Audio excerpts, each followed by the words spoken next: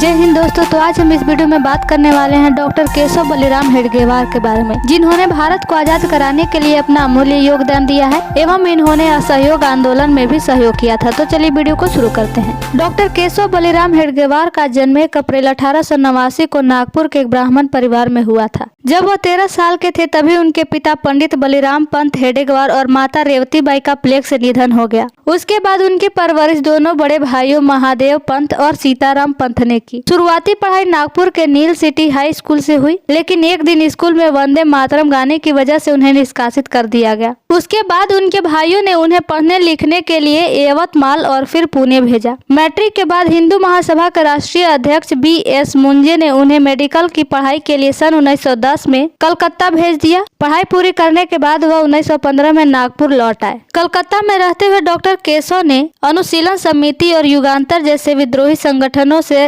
अंग्रेजी सरकार से निपटने के लिए विभिन्न विधाएं सीखी। अनुशीलन समिति की सदस्यता ग्रहण करने के साथ ही वह राम प्रसाद बिस्मिल के संपर्क में आ गए। केशव चक्रवर्ती के छद्म नाम का सहारा लेकर डॉक्टर हेडगेवार ने काकोरी कांड में भी भागीदारी निभाई थी, जिसके बाद वह भूमिगत हो गए थे। इस संगठन में अपने अनुभव के दौरान डॉक्टर हेडगेवार ने यह बात जान ली थी कि स्वतंत्रता के लिए अंग्रेजी सरकार से लड़ रहे भारतीय विद्रोही अपने मकसद को पाने के लिए कितने ही सुदृढ़ क्यों ना हो, लेकिन फिर भी भारत जैसे देश में एक सशस्त्र विद्रोह को भड़काना संभव नहीं है। इसीलिए नागपुर वापस लौटने के बाद उनका सशस्त्र आंदोलनों से मोह भंग हो गया। नागपुर लौटने के बाद डॉक्टर हेडगेवार समाज सेवा और तिलक के साथ कांग्रेस पार्टी से मिलकर कांग्रेस के लिए कार्य करने लगे थे। कांग्रेस में रहते हुए वह डॉक्टर मुंज के और नजदीक आ गए थे, जो जल्द ही डॉक्टर हेडगेवार को हिंदू दर्शन शास्त्र में मार्गदर्शन देने लगे थे। उन दिनों देश में आजादी की लड़ाई चल रही थी और सभी सचेत युवा अपनी सोच और क्षमता के हिसाब से भागीदारी निभा रहे थे। हेडगेवार भी शुरुआती दिनों में कांग्रेस में शामिल हो गए। सन 1921 में असहयोग आंदोलन में हिस्सा लिया और 1 साल जेल में बिताया, लेकिन मिस्र के घटनाक्रम के बाद भारत में शुरू हुए धार्मिक राजनीतिक खिलाफत आंदोलन के बाद उनका कांग्रेस से मन खीन हो गया। सन 1923 में सांप्रदायिक दंगों ने उन्हें पूरी तरह उग्र हिंदुत्व की ओर ढकेल दिया। वह हिंदू महासभा के राष्ट्रीय अध्यक्ष B.S. मुंजे के संपर्क में शुरू से थे। मुंजे के अलावा हेडगेवार के व्यक्तित्व पर बाल गंगाधर तिलक और विनायक दामोदर सावरकर का बड़ा प्रभाव था। सावरकर ने ही हिंदुत्व को नए सिरे से परिभाषित किया था। वह मानते थे कि सिंधु नदी से पूर्व की ओर लोगों का विकास यात्रा के दौरान सनातनी, आर्य समाजी, बौद्ध, जैन और सिख धर्म समेत जितने भी धर्मों और धार्मिक धाराओं का जन्म हुआ है वह सभी हिंदुत्व के दायरे में आते हैं। उनके मुताबिक मुसलमान, ईसाई और यहूदी इस मिट्टी की उपज नहीं है और इसीलिए इस मिट्टी के प्रति उनके मन में ऐसी भावना नहीं है जो हिंदुओं के मन में है। इसी परिभाषा के आधार पर केशव बलिराम हेडगेवार ने हिंदू राष्ट्र की परिकल्पना की और उस परिकल्पना को साकार करने के लिए 1925 में विजयादशमी के दिन संघ की नींव रखी। वह संघ पहले सर संचालक बने। संघ की स्थापना के बाद उन्होंने उसके विस्तार की योजना बनाई और नागपुर में शाखा लगने लगी। भैयाजी दानी, बाबा साहेब आमटे,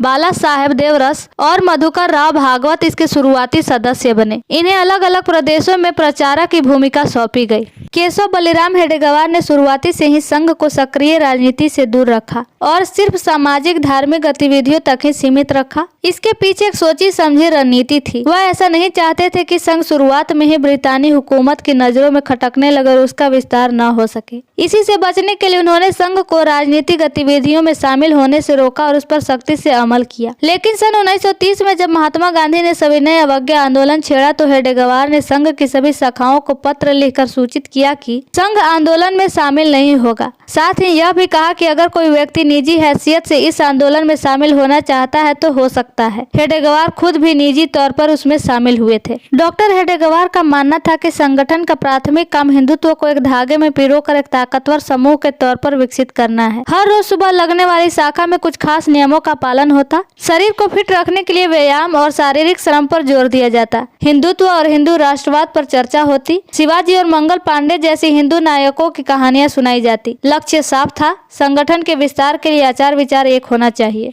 डॉक्टर हेडगेवार के व्यक्तित्व को समग्रता और संपूर्णता से ही समझा जा सकता है। उनमें देश की स्वाधीनता के लिए एक विशेष आग्रह, दृष्टिकोण और दर्शन बाल्यकाल से ही सक्रिय थे। ऐसा लगता है कि जन्म से ही वे देश से, यहाँ की संस्कृति व परंपरा से परिचित थे। यह निर्विवाद सत्य है कि उन्होंने संघ की स्थापना की देश स्वाधीनता तथा इसे परम वैभव तक पहुँचाने के उद्देश्य से ही की थी। इस कार्य के लिए उन्होंने समाज को वैसी ही दृष्टि दी जैसी गीता में श्री कृष्ण ने अर्जुन को दी थी। हेडगेवार ने देश को उसके स्वरूप का बोध कराया। उन्होंने उस समय भी पूर्ण स्वाधीनता और पूंजीवाद से मुक्ति का विषय रखा था, जबकि माना जाता है कि कांग्रेस में वैसी कोई सोच नहीं थी। डॉक्टर हेडेगेवार ने संघ शाखा के माध्यम से राष्ट्रभक्तों की फौज खड़ी की। उन्होंने व्यक्ति की क्षमताओं को उभारने के लिए नए नए तौर तरीके विकसित किए। सारी जिंदगी लोगों को यही बताने का प्रयास किया कि नई चुनौतियों का सामना करने के लिए हमें नए तरीकों से काम करना पड़ेगा, स्वयं को बदलना होगा, पुराने तरीके काम नहीं आएंगे। उनकी सोच युवाओं के व्यक्तित्व, बौद्धिक एवं शारीरिक क्षमता का विकास कर उन्हें एक आदर्श नागरिक बनाती है। 21 जून 1940 को केशव बलिराम हेडेगेवार का नागपुर में निधन हुआ। उनकी समाधि रेशम बाग नागपुर में स्थित है, जहां उनका अंत्योष्टि संस्कार हुआ था।